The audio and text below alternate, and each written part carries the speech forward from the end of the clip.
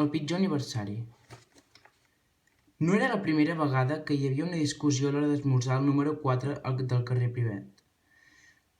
A primera hora del matí, el senyor Baron D'Ursay l'havia despertat un udol agut que provenia de l'habitació del seu nebot Harry.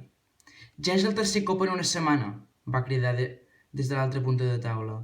«Si no pots mantenir ratlla l'oliva, la farem fora». En Harry va intentar explicar-se per enèsima vegada. «S'avorreix», va dir. «Està acostumada a volar per l'aire lliure. Si la pogués deixar anar una nit...» «Què et penses, que sóc ximple?», va rugir el tiet Baron amb un fil d'ou ferrat penjant-li del bigoti.